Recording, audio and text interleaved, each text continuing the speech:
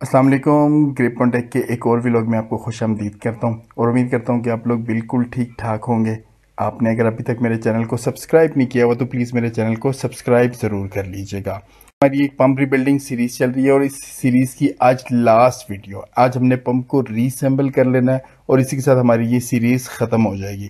थोड़ी सी आपको हाईलाइट्स दे देता हूँ। हमने स्टार्ट किया था व्हाट इज़ अ पंप से, देन हमने देखा था पंप होता क्या है, फिर हमने उसकी बेरिंग अरेंजमेंट देखी थी कि vertical, horizontal, medium, high load, low load के ऊपर कौन कौन से बेरिंग लगते हैं। देन हम उसके रीबिल्ड पूरा प्रोसेस देखा था। देन हमने उसकी टीयर डाउन देखी थी। आज हम लोग क्वालिटी रिपेयर्स को एंड देन उसकी रीअसेंबलिंग को देखेंगे और इसी के साथ हमारी ये सीरीज जो है वो फिनिश्ड हो जाएगी। तो हम स्टार्ट करते हैं पंप रिपेयर के साथ। अब पंप रिपेयर में दो टाइप की रिपेयर्स होती हैं, एक होती है स्टैंडर्ड रिपेयर और एक होती है स्पेशलिस्ट रिपेयर। अब ये स्टैंडर्ड रिपेयर और स्पेशलिस्ट रिपेयर क्या होती हैं, इनको भी हम लोग वन बाय वन देख लेते हैं। जो स्टैंडर्ड रिपेयर होती है उसमें नॉर्मली आप जो रिपेयर कर रहे हो, जैसे उसमें बेरिंग है या सील है, उसको आपने हर दफ़ा रिप्लेस ही करना। जब भी आपकी पंप रीबिल्डिंग हो रही है आप लोगों ने बेरिंग को, सील्स को दोबारा रीयूज नहीं करना। फिर आप लोग जो ग्रीस कर रहे होते हैं उस ग्रीस को आपने कोशिश करना है कार्ट्रिजेस यूज करें या ट्यूब यूज करें, या अगर आप लोग बकेट यूज कर रहे हैं तो ग्रीस को कोशिश करें कि उसके अंदर कॉन्टेमिनेशन ना जाएं, कॉन्टेमिनेशन फ्री हो। क्योंकि जो डस्ट, मिट्टी या हाथ, गंदे हाथ हम लोग यूज कर रहे होते हैं, डर्टी हैंड, उसके साथ काफी सारी कॉन्टेमिनेशन चली जाती है। वो बेरिंग के फेल होने का बहुत बड़ा सबब बनती है और उससे आपका पंप फेल हो जाता है। फिर जब आप ग्रीसिंग कर रहे होते हैं बेरिंग को, उसमें आप लोगों ने ग्रीस की क्वांटिटी बहुत ज़्यादा मैटर करती है, तो वहां पर उसको फिल नहीं करना, बिल्कुल फुल नहीं करना। आप लोगों ने अकॉर्डिंग टू एप्लीकेशन उसको देख के ग्रीस करनी है। देन जो ग्रीस निपल होते हैं, जो ट्यूब्स होती हैं, उसको भी आपने हमेशा जो है ना वो जब रीबिल्डिंग हो रही है तो उसमें चेंज कर लें। बहुत ही सस्ती सी आइटम है ये, ग्रीस स्टक हो जाती है, नहीं जाती आगे, जिसकी वजह से बेरिंग फेल हो जाते हैं। तो इनको गाय पे गाय चेंज ज़रूर करते रहा करें। और लास्ट में जो है ना वो इसके इम्पेलर है, उसकी बैलेंसिंग होना बहुत ज़्यादा ज़रूरी है। तो ये इसके स्टैंडर्ड रिपेयर्स थे। अगर हम इसके स्पेशलिस्ट रिपेयर देखें तो स्पेशलिस्ट रिपेयर में क्या होता है, अगर आपका इम्पेलर डैमेज हो गया या शाफ्ट डैमेज हो गया तो उसको जो आपने रिपेयर करवाना है ना वो बहुत ही स्किल मशीनिस्ट से करवाना चाहिए। अब अगर आप स्किल से नहीं करवाएंगे, कोई न्यू मशीनिस्ट कर देगा या कोई सस्ता बंदा ढूंढेंगे, तो उसमें क्या होता है आपकी शाफ्ट या इम्पेलर पे हमेशा वाइब्रेशन रहेगी, आपकी स्ट्रेसेस रहेंगी और आप हमेशा प्रॉब्लम में ही रहेंगे।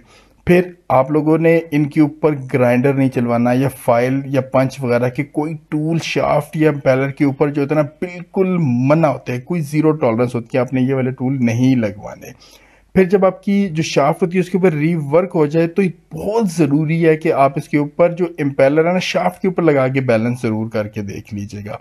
एंड देन लास्ट में जो पंप की केसिंग होती है, जो रीअसेंबलिंग होती है, आमतौर पर हम लोग जो है ना वो नए लोगों से करवा रहे होते हैं। जो रीअसेंबलिंग होती है, बिलीव मी, केसिंग लगाना वो बहुत ही स्किलफुल काम है और उसमें प्रॉपर निशान लगा के अच्छे तरीके से अपनी अपनी जगह पर उसको बिठाना है। तो ये आपके स्पेशलिस्ट रिपेयर्स हैं। देन हमारा लास्ट जो इसमें टॉपिक है वो है पंप रीअसेंबलिंग। अब हमने जो रीअसेंबलिंग करनी है उसमें किस तरीके से हम स्टेप बाय स्टेप चलते हैं।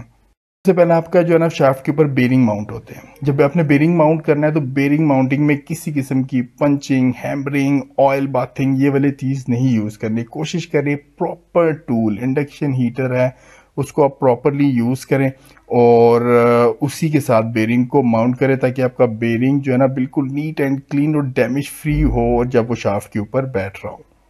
उसके बाद अपने बेरिंग लगाने के बाद बेरिंग को ग्रीस की जाती है। अब ग्रीस जो है ना ये बहुत ही अहम पार्ट है आपके बेरिंग की लाइफ में। अगर बेरिंग ठीक चलेगा तो आपकी पंप की लाइफ भी ऑफ कोर्स बेहतर देगी। तो ग्रीसिंग आपने कैसे करनी है, जब आपका ओपन बेरिंग हो तो आपने यहाँ से ये वाला पार्ट जो है ना बेरिंग का, इसको आपने फुल भर लेना है अंगूठे से। लेकिन इसका जो कप होता है ना केसिंग, जहां पर ग्रीस भरने होते हैं, उसको भी लोग फुल भर देते हैं। उसको आपने 30 to 50%, मैक्सिमम 50% भरना है, इससे ज़्यादा ग्रीस नहीं भरनी, वरना वो ओवर ग्रीस हो जाएगा, ओवर स्ट्रेस्ड हो जाएगा, बेरिंग बहुत ज़्यादा टेम्परेचर इंक्रीज करेगा और बेरिंग आपका फेल होगा। आपकी एप्लीकेशन ये जो है ना पंप ये बहुत ज़्यादा लोड भी ले रहा होगा। फिर आपने ये मेक श्योर करना है कि grease is free from contamination. पहले मैं आपको बता चुका हूँ कि कॉन्टेमिनेशन जो है ना वो डस्ट, मिट्टी, कचरा जो है ना वो ग्रीस के अंदर नहीं जाना चाहिए आपका।